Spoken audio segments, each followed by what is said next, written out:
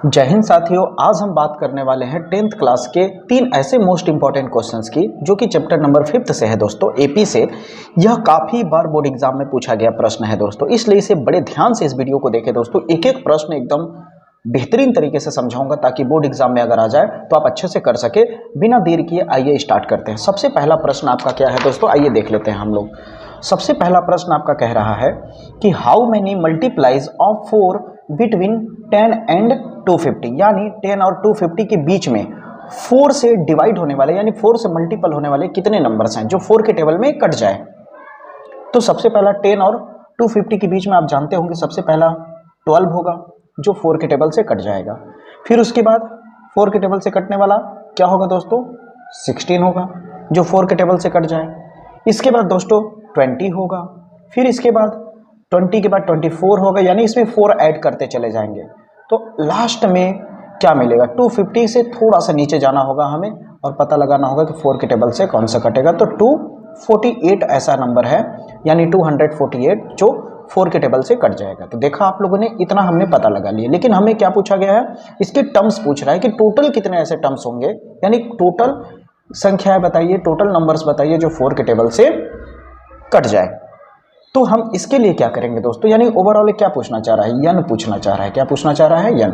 तो अब यहीं से हम लोग निकालेंगे। कैसे निकालेंगे, देखिए सबसे पहले ये जो लास्ट वाला नंबर है जो आपका 248 है, इसे हम ए एन कह लेंगे। लास्ट टर्म को क्या मान लेंगे, ए एन। तो हमारा ए एन कितना मिल गया दोस्तों, 248 मिल गया, ठीक है। और हमें निकालना क्या है, यन का वैल्यू निकालना है। यहाँ से फर्स्ट टर्म मिल जाएगा हमें, ए कितना मिल जाएगा 12। यहाँ पे हमें कॉमन डिफरेंस निकाल लेते हैं, डी। तो क्या होगा, पीछे वाले को आगे से माइनस कर लेते हैं, तो क्या हो जाएगा 16 माइनस 12 कितना आ जाएगा आपका 4। ये आपका आ गया क्या, कॉमन डिफरेंस। उम्मीद करता हूँ इतनी बातें आपको समझ में आ रही होंगी। अब फार्मूला हम लगा देंगे, A N is equal to A plus N minus 1 into D. अब यहाँ से हम लोग एन का वैल्यू फाइंड कर लेंगे और पता चल जाएगा कि 4 से कटने वाले ऐसे कितने नंबर होंगे। तो ए एन का वैल्यू कितना है हमारे पास, लास्ट टर्म 248 यानी 248 बराबर ए का वैल्यू कितना है दोस्तों, 12 है, plus N minus 1 into D. D की जगह पे हमारे पास क्या है, 4, तो यहाँ 4 रख देंगे। अब आ जाते हैं, थोड़ा सा इसे ऊपर कर लेते हैं। तो ध्यान देंगे दोस्तों, अब हम इसे यन का, अब केवल और ज़्यादा कुछ नहीं करना, ओनली फॉर हमें अब यन का वैल्यू निकालना है। तो क्या हो जाएगा, 248 इज इक्वल टू 12 प्लस 4 का अंदर मल्टीप्लाई करेंगे तो हो जाएगा 4n माइनस 4।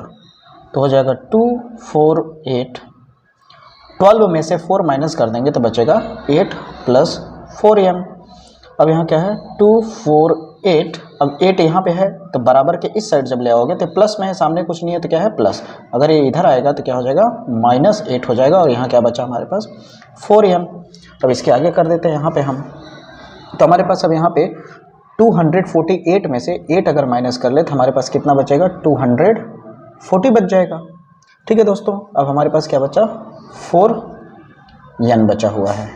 ठीक है दोस्तों, अब हमारा 4 क्या है, इनटू में है, n के, तो इधर आएगा तो डिवाइड में आ जाएगा इतना, तो आ गया n। अब 4 से काटेंगे तो 4 1 जा 4, 4 6 जा, यानी कितना आ गया 6 और 0 यानी 60। तो n बराबर कितना हो जाएगा 60, यानी टोटल टर्म्स कितने होंगे दोस्तों, 60 टर्म्स होंगे। ठीक है, टोटल कितने टर्म्स होंगे, 60 टर्म्स होंगे जो 4 के टेबल से क्या हो जाएंगे, डिवाइड हो जाएंगे। ठीक है, जो 4 के टेबल से कट जाएंगे। तो आप यहाँ चाहे तो आप लिख सकते हैं, therefore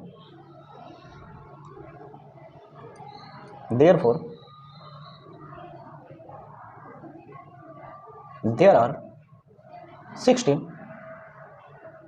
multiplies of 4 between 10 and 250। ये हो गया आपका आंसर दोस्तों। सेकेंड प्रश्न कह रहा है कि how many 3 digit number are divisible by 7, यानी कह रहा है कि ऐसे कितने 3 अंकों की संख्याएं हो सकती हैं जो 7 के टेबल से क्या हो जाए, कट जाए, यानी 7 से डिविजिबल हो। बात समझ आ रही होगी दोस्तों। ये सवाल क्या कहना चाह रहा है कि ऐसे 3 डिजिट के यानी 3 अंक की ऐसी कितनी संख्याएं हो सकती हैं जो 7 के टेबल से क्या हो जाए, कट जाए पूरा पूरा। तो देखिए स्टार्ट करते हैं। ऐसे सवाल अगर पूछ दिया जाए तो देखिए सबसे पहले कितने डिजिट होने चाहिए, 3। तो 3 डिजिट के नंबर कहाँ से शुरुआत होती है, 100 से शुरू होती है और जाके ख़त्म कहाँ पे होती है, 999 पे, यानी 999। तो 999 पे ख़त्म होता है। अब हमें ये पता लगाना होगा कि 7 से कटने वाले पहला ऐसा कौन सा नंबर है जो 3 डिजिट का है। तो इसको पता लगाने का सबसे बेस्ट तरीका है दोस्तों, आपको ज़्यादा कुछ नहीं करना, आप नॉर्मल सा 100 का डिवाइड कर दीजिए 7 से, ठीक ना। 7 से आप टेबल करिए, 7 1 जा 7, कितना बचा 3, 0 उतरा, 7 4 जा 28, कितना बचा 2। अभी जो रिमाइंडर आपका 2 बचा हुआ है, इस रिमाइंडर को क्या करिए, इस शेषफल को क्या करिए, 7 से घटा दीजिए। तो 7 में से 2 घटा देंगे तो 5 बचेगा। अब ये जो 5 आया है, इसी 5 को जोड़ दीजिए 100 में, तो 5 और 100 कितना हो जाएगा, 105। यानी ये पहला नंबर होगा जो 7 के टेबल से कट जाएगा। तो हमें पहला नंबर मिल गया दोस्तों, जो 7 के टेबल से कट जाएगा। तो पहला नंबर क्या हो गया, 105 हो गया। अब इसमें 7 7 जोड़ते चले जाएंगे आप लोग। तो इसके बाद आ जाएगा आपका 7 जोड़ेंगे तो आ जाएगा 112 हो जाएगा, फिर इसके बाद 119 हो जाएगा, dash dash dash dash dash dash, कितना हो जाएगा, अंत में आपको मिलेगा 994 मिलेगा दोस्तों, ठीक है। क्योंकि यहाँ पे आपने क्या किया, 5 ऐड किया है, क्या किया, 5 ऐड किया है। तो लास्ट में क्या होता है, ऐड करने के बजाय आप 5 क्या कर देते हैं, माइनस कर देते हैं, ठीक है। तो आपको पता चल जाता है लास्ट का नंबर। ऐसा नहीं है कि ये जो मैं रूल बता रहा हूँ केवल एक ही पे अप्लाई है, जो सेकंड क्वेश्चन मैं आपको दिखा रहा हूँ, नहीं दोस्तों। यह सेकंड क्वेश्चन जो है आपका इसी तरह के आपको प्रश्न पूछ देता है, how many 3 digit number are divisible by 3 या 5, इस तरह से नंबर चेंज करके वहाँ पे देगा बोर्ड एग्जाम में, ठीक है। इसलिए ऐसा प्रश्न आए तो जरूर अटेम्प्ट करिए। सबसे पहला नंबर आपको पता लगाने का कि 3 डिजिट के नंबर कितने हैं, या 2 डिजिट का पूछ सकता है, या 4 डिजिट का पूछ सकता है। तो तरीके अगर आपको मालूम रहेंगे तो आसानी से कर लेंगे। बिना देर के आइए स्टार्ट करते हैं। अब हमें इतनी सारी चीज़ें मिल गई हैं, तो यहाँ टोटल नंबर ही तो पूछ रहा है ना, नंबर यानी n। जब भी इस तरह से पूछे तो आप समझ लीजिए n का वैल्यू पूछ रहा है। अब इसके बाद क्या करेंगे दोस्तों, देखिए अब मैं सवाल को मूंद लेता हूँ, यहाँ से स्टार्ट करते हैं हम लोग करना। तो ये पहला जो नंबर है आपका a मिल गया, जिसे फर्स्ट टर्म कहते हैं हम लोग, ठीक है दोस्तों। हमें कॉमन डिफरेंस पता ही है, कितने कितने का गैपिंग है, 7 7 का। अब या तो चाहो तो पीछे से घटा लीजिए, 112 में से 105 घटाएंगे तो कितना बचेगा, 7। यहाँ तक उम्मीद करता हूँ दोस्तों आपको क्लियर होगा। अब इसके बाद ये जो लास्ट वाला नंबर है, बता ही चुका हूँ मैं, लास्ट वाले को क्या बोला जाता है, an बोला जाता है। तो an भी मुझे मिल गया, an कितना मिल गया, 994, यानी 994। अब हमें क्या निकालना है, an। तो an निकालने के लिए फार्मूला क्या होगा, an निकालने का फार्मूला होता है a plus n minus 1 into D. तो an का वैल्यू आपको पता ही है, अभी जस्ट मैंने बताया कितना है, 994 बराबर a का वैल्यू कितना है हमारे पास, 105। फिर आ जाएगा प्लस, यहाँ n तो निकालना है हमें, d का वैल्यू पता है, मल्टीप्लाई 7। उम्मीद करता हूँ दोस्तों इतनी बात आपको समझ में आ रही होगी। अब इसके बाद क्या करना है, ये 105 जो है इसको इधर ले आते हैं, तो क्या हो जाएगा, 994 में माइनस हो जाएगा 105। अब यहाँ क्या बचा, 7 का अंदर, यहाँ पे ये तो इधर आ गया, तो बचा क्या हमारे पास, n माइनस 1 इंटू 7। तो 7 का अंदर मल्टीप्लाई कर देंगे तो कितना हो जाएगा, 7n माइनस 7 1 जा 7। जब 7 का अंदर मल्टीप्लाई होगा तो ब्रैकेट के अंदर दोनों के साथ होगा।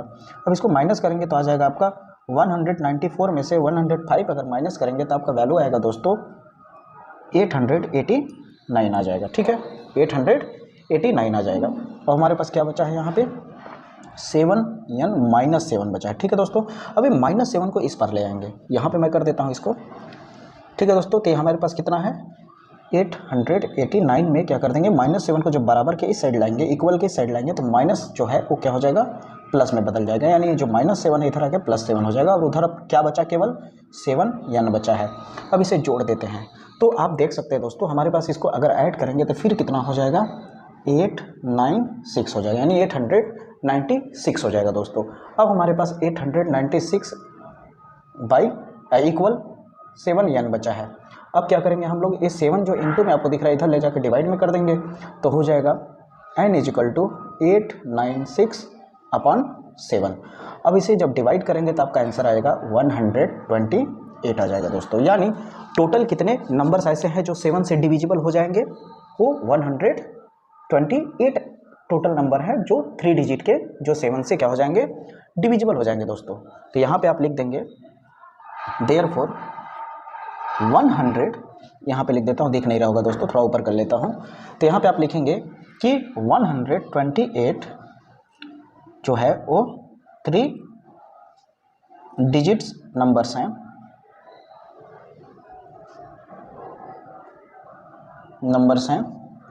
जो आर डिविजिबल, जो कि कितने से, 7 से डिविजिबल है। तो क्या लिख देंगे 128 3 digit number are divisible by 7, यानी टोटल कितने नंबर हैं 128 ऐसे नंबर हैं जो 7 के टेबल से क्या हो जाएंगे डिवाइड हो जाएंगे, कौन 3 डिजिट के। उम्मीद करता हूँ दूसरा प्रश्न भी आपको समझ में आ गया होगा दोस्तों। ठीक है, यहाँ पे नंबर बदल के अगर वो दे तो आप जरूर करिएगा, कोई ज़रूरी नहीं है दोस्तों कि हर बार आपको क्या कहते हैं 7 ही दे। यहाँ पर आपको ऐसा भी दे सकता है कि यहाँ पे दे सकता है how many 2 digit numbers are divisible by 3, how many 4 digit numbers are divisible by 11।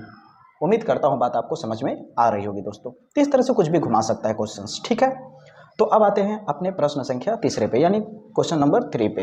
ये क्वेश्चंस बहुत ही इंपॉर्टेंट है दोस्तों, ध्यान दीजिएगा। आइए प्रश्न संख्या 3 पे आते हैं।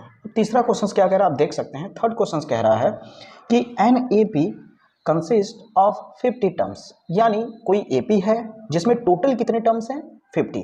समझिए बात को, टोटल टर्म्स कितने हैं 50। जैसे होता है ना first term, second terms, third terms, इस तरह से करते करते करते करते लास्ट टर्म कौन सा है 50 टर्म है। ठीक है ना, अब ध्यान से सुनते रहिएगा सवाल को। कह रहा है कि an A P consist of 50 terms of which third term is 12, जिसमें कह रहा है थर्ड टर्म जो है यानी A3 जो है उसका वैल्यू कितना है 12 है दोस्तों। चलिए इतनी बात तो आपको समझ में आ गई होगी। एक और खास बात बता देता हूँ, जैसे मान लीजिए एक तरीका बताता हूँ आपको आसानी से फार्मूले तैयार रखने का, जो कि रटना नहीं पड़ेगा। जैसे मान लीजिए आपको कहे A7 का वैल्यू निकालो, यानी 7th टर्म का वैल्यू क्या होगा, तो आप इसे चाहो तो क्या लिख सकते हो A लिख करके 7 में से एक माइनस कर दो तो कितना हो जाएगा 6D हो जाएगा। अगर कोई बोले A11 का वैल्यू बताओ क्या होगा, यानी 11th टर्म का वैल्यू क्या होगा, तो आपको ज़्यादा कुछ नहीं करना है, A लिखना है, प्लस करना है, 11 को हटा के क्या कर देंगे 10 कर देंगे, एक माइनस कर देंगे और हो जाएगा 10D। समझ आया। उसी तरह ये भी फार्मूला बनाया गया था AN का। AN निकालने के लिए क्या फार्मूला होता है, ये लिखिए प्लस करिए, अब n में से -1 कर दीजिए और इंटू लगा दीजिए D। देखा कितनी आसानी से यही फार्मूला हम लोग अप्लाई कर रहे हैं, तो रटने की जरूरत नहीं। देखिए कैसे किया गया समझिए। ठीक है दोस्तों, अब बारी आती है, तो हम चाहे तो A3 को हम चाहते क्या लिख सकते हैं, इसका मतलब A+3 में से कम करके 2D लिख सकते हैं कि नहीं। ये हो गया 12, इसे नाम दे देंगे इक्वेशन नंबर फर्स्ट का। ठीक है दोस्तों, अब कहानी आगे की ओर बढ़ाते हैं। तो हमारे पास टोटल टर्म्स कितने हैं 50, जिसमें कह रहा है कि and the last term is 106, यानी कह रहा है इसका जो लास्ट टर्म है वो कौन सा है, कितना है लास्ट टर्म का वैल्यू, यानी इस लास्ट टर्म पे यानी 15वां टर्म पे जो वैल्यू रखा गया है वो कौन सा है 106 है। इसका मतलब इसके कहने का मतलब यही है ना कि ये जो 50 टर्म है ये 50 वो कितना है बराबर में 106 के। घुमा फिरा के तो यही कहना चाह रहा है ना कि हमारे पास टोटल टर्म्स कितने हैं 50। ठीक ना, तो टोटल टर्म्स 50 है तो लास्ट वाला टर्म ही तो 50 होगा ना। और ये 50 टर्म का वैल्यू कह रहा है लास्ट टर्म कितना है हमारे पास 106 यानी 106, तो इसके बराबर ही तो होगा ना दोस्तों। उम्मीद करता हूँ इतनी बात समझ में आ रही होगी। अब यहाँ पे हमें क्या करना है ध्यान से सुनिए। तो इसे हम 50 को चाहे तो क्या लिख सकते हैं A+49 इंटू डी लिख सकते हैं, 49 इंटू डी इक्वल 106, इसे नाम दे देंगे इक्वेशन नंबर सेकेंड का। उम्मीद करता हूँ इतनी बात आपको समझ में आ गई होगी। अब इसके बाद कहता है फाइंड द 29th टर्म, यानी 29वां पद पूछ रहा है, यानी 29th टर्म पूछ रहा है। यहाँ मैं साइड लिख देता हूँ, आपको नहीं दिख रहा होगा, मैं अब ऊपर ले लेता हूँ क्योंकि क्वेश्चन समाप्त हो गया। अब हमें जो फाइंड करना है वो करना है केवल A29। अब देखिए मैंने लिखना सिखा दिया है आपको। A29 को आप चाहे तो क्या लिख सकते हैं A+28 यहाँ पे लिख देता हूँ। A29 को आप लिख सकते हो A+28 इंटू डी। अब आपको एहसास होने लगेगा, आपको पता चलने लगेगा कि ये दोनों इक्वेशंस क्यों बना, किस लिए बनाए, क्यों दिया गया।